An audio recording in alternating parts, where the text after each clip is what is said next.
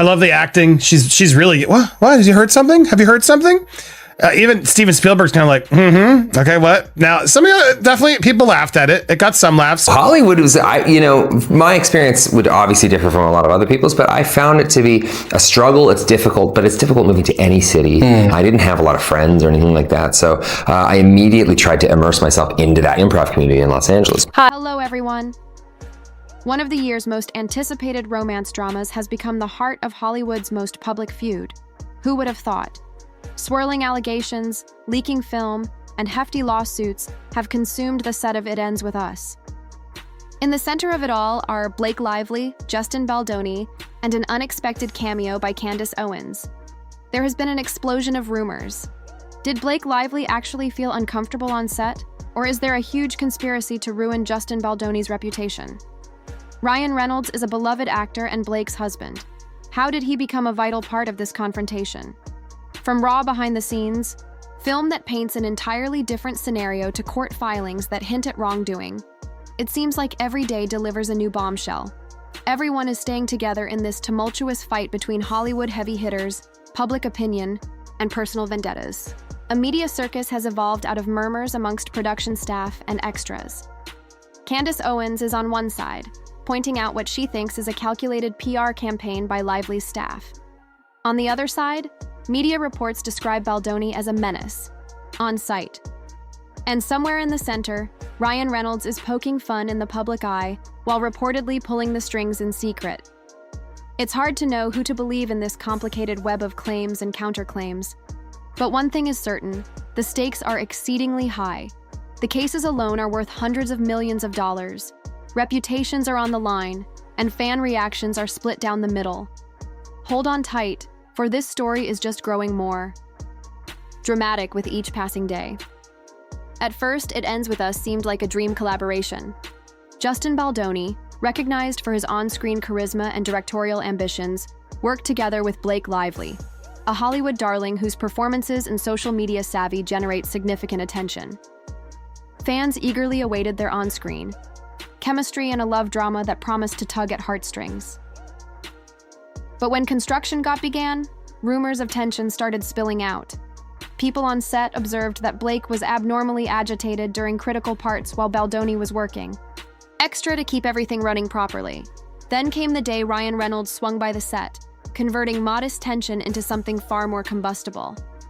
Accounts vary widely about what really happened during his stay. Some versions claim it was simply a supportive spouse checking in on his wife.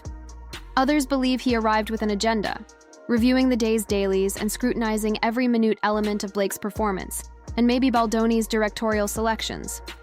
Whatever the reality, something shifted that afternoon. Crew members witnessed loud voices coming from Blake's trailer, followed by a noticeable shift in the film's creative approach. Riffs started popping up. Rumors of control conflicts circulated. And for a while, the production hobbled along with everyone trying to maintain things professional on the surface. Behind the scenes, though, tension simmered. People in the know indicated that Blake felt dwarfed by her husband's involvement.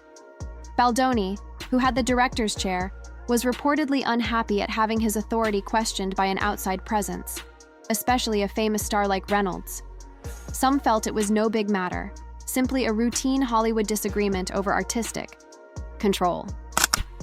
Ryan Reynolds, how's it going? Great. Why? What have you heard? Now you're poking fun at it. So now it's just a big joke? This whole thing's a joke? This is absolute cringeworthy, and they should be ashamed. No, I mean, I always thought I'd end up as in law enforcement, like my family. So I didn't imagine that acting was a way to get out of the house. It wasn't really like a passion when I was a kid. It was something that I was already doing at home, to survive. So right. You kind of, I noticed when I was a kid, making people laugh was a great self-defense mechanism. It really helped me kind of navigate my way through my own home with my older brothers and my dad, and I could diffuse them by making them laugh. Others were already characterizing it as a ticking time bomb. Little did anyone expect how explosive it would ultimately become.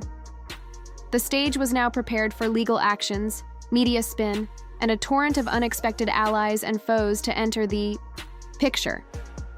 In most Hollywood projects, conflicts may occasionally be sorted over with light discussions or a brief call to a publicist. But this time, events escalated in a very public, deeply personal way. Blake Lively initiated legal processes, submitting a complaint that sent shockwaves through the business. She alleged that Justin Baldoni engaged in inappropriate on-set behavior, citing specifically to a slow dance scene during filming. According to her story, Baldoni exceeded professional bounds, making her feel uncomfortable in front of the entire crew. The lawsuit's terminology was exceptionally plain. It added that Baldoni leveraged the intimate nature of the scene to come too near and ignored indicators that she was uneasy. Lively said that the working climate deteriorated after that day, with her unhappiness ignored or dismissed by higher-ups. The suit presented a picture of an actress striving to fulfill her job, yet feeling pressed into conditions that strained her emotional well-being. Unnamed witnesses indicated hostile attitudes and unpleasant tension, but none of them went totally on record, thereby reinforcing the sense that there must be more to this than meets the eye. The question bugging everyone's mind is simple. Why would a star of Blake Lively's caliber pull the trigger on a public legal battle with all the baggage and scrutiny that comes along with it? Some witnesses assumed that she felt horribly mistreated and that there was no other way to repair the problem. Others speculated that potentially there was a strategic reason behind the lawsuit, especially given Ryan Reynolds' apparent involvement in the production's creative process. Yet no matter the motivation, the court records speak loudly, and the Hollywood gossip mill swallowed every word. People enjoy taking sides, and more than a few came out in support of Blake, congratulating her for having the strength to speak up. Still, a shadow of doubt persisted. Could there be missing context? Could these scenes have been choreographed differently? Or was Baldoni simply too intent in capturing the correct shot? Around this time, even more interesting details began to surface from the opposite side of the table, propelling the tale in entirely unexpected areas. Before the public could make up its mind, additional voices stepped into the fight, including one voice in particular that feeds on controversy and flashy headlines, Candace Owens. About a month ago, this really hit home with me too. About a month ago, I was sitting in traffic and I was just like jamming These Dreams by heart. Oh. I was killing it in the car. And there was just this busload of high school kids that were parked right beside me. I didn't even realize. I looked over and every one of their jaws were just on the ground, laughing their friggin' guts out at me. And I'm really excited. But as I've gotten a little bit older, I'm lucky that I get to work in this industry, and particularly incredibly fortunate that I get to work in it this long. But I really want to work with people that are either immensely talented or people that I love and that I'm genuinely like best friends with. And unfortunately, Hugh does not qualify as either of those. But I am excited because I'm a Logan fan. So and then that covers Will Ferrell as well. That's a guy that my entire life I feel. For years, Ryan Reynolds has been admired not just as a humorous actor, but as a brilliant, well-loved Hollywood figure. He's usually the man that cracks jokes on social media, occasionally criticizes fellow celebs in a humorous way, and immediately grabs the audience's heart with his comedy. But according to speculations from It Ends With Us insiders, the person they saw behind closed doors was considerably different from the public persona. This was Ryan Reynolds apparently set on exercising control, from rewriting screenplays to determining which shots made the final cut. But it's hard to link the smiling, humorous Reynolds with these charges of a domineering presence. But that's exactly what some say they witnessed. Rumors claim he questioned Blake in her trailer about creative choices, disputing Baldoni's direction, and even stepping in to rewrite specific lines. He reportedly insisted on rewatching dailies to analyze them, a right normally reserved for producers, directors, or top-level creatives. Since Reynolds wasn't officially in any of those capacities, her activities were seen by many as intrusive.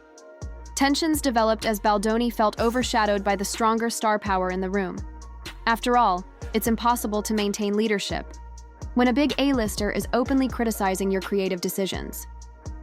This is when the lines get fuzzy. Was Reynolds acting as a protective spouse who wanted to ensure Blake was treated respectfully? Or was he aiming to turn the film into his own vision, rejecting Baldoni's efforts? Some reports indicate that Ryan took an interest in the production only after rumors of discomfort surfaced, meaning he might have been stepping in to safeguard Blake's well-being. Others believe that he overstepped from the onset, intruding in directorial decisions that had nothing to do with protecting anyone. Regardless of the facts, his involvement poured fuel on an already flaming fire.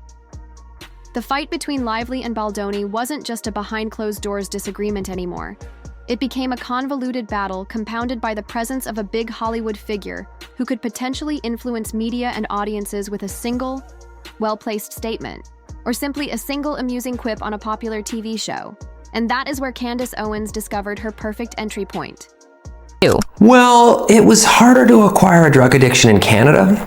Have you tried though? I mean, did you really give it a go? I mean, you got to commit to these things. No, Hollywood was, my experience would obviously differ from a lot of other people's, but I found it to be a struggle. It's difficult, but it's difficult moving to any city. I didn't have a lot of friends or anything like that. So I immediately tried to immerse myself into that improv community in Los Angeles. While Blake Lively made news with her lawsuit, Justin Baldoni didn't remain silent for long. Instead, he went the proactive option and filed a huge lawsuit of his own. The figure, $400 million, caught everyone's attention. Baldoni accused Blake, Ryan Reynolds, and their publicists of defamation and waging a systematic plan to ruin his career. If Lively was the first to draw blood with her legal approach, Baldoni's counterstrike was nothing short of a media sensation, bolstering the impression that this fight was likely to develop long before it went down. As part of his defense, Baldoni offered 10 minutes of raw, unedited film from the set. The films depicted his encounters with Lively in a professional, respectful manner. In rare occasions, he's shown admiring her creative ideas, smiling, and discussing scene logistics with what seems to be true friendliness. He contends this picture stands in direct opposition to Lively's complaints about the set being unpleasant or uncomfortably personal. If her claims were accurate, Baldoni's side contends, why would he keep appreciating her contributions? Why would these behind-the-scenes moments look so cordial? But Baldoni didn't stop at the footage. He also made charges that Lively, Reynolds, and their associates employed outside forces to pressure him. One particularly alarming discovery was Baldoni's assertion that Taylor Swift's name was somehow weaponized as part of the drama. It's unclear if Swift herself was directly involved or just identified as a notable personality to alter public perception. The mere mention of such a cultural powerhouse was enough to have everyone talking. Meanwhile, the wider question still loomed. Could Lively's claims actually constitute a smokescreen to cover other difficulties or even harm Baldoni's standing? Speculation ran rampant. Some felt that the recording Baldoni released was purposefully cherry-picked to present him in the best light, while others believed it plainly exposed gaps in Lively's story. The tension didn't end there, as the war for public opinion was going to intensify off the big screen and into the tabloids, complete with websites, published text messages, and suspicions that major newspapers had been paid off.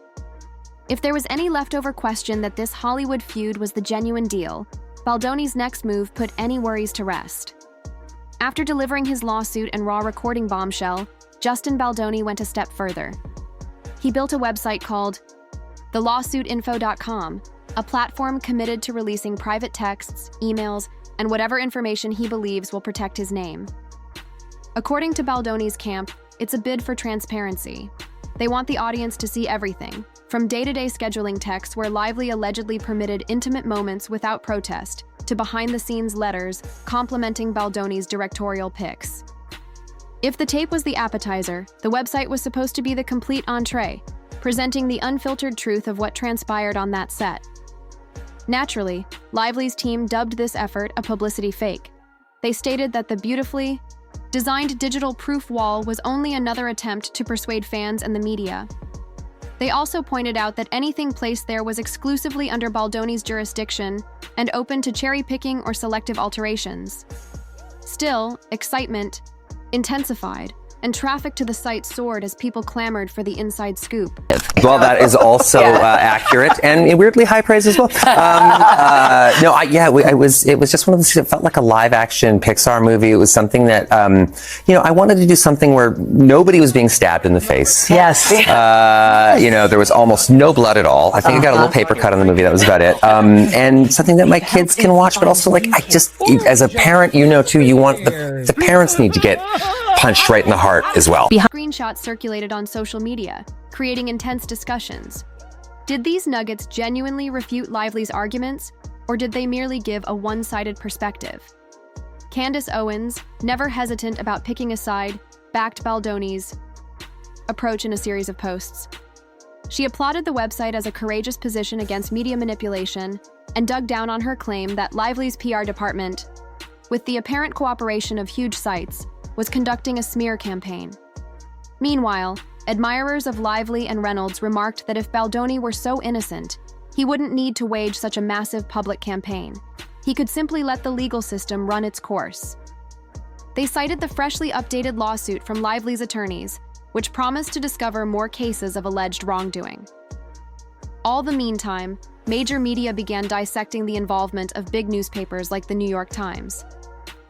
Some publications, related to phone conversations, dinner meetings, and curiously timed op-eds, hinting that these outlets might have been manipulated by someone's goal.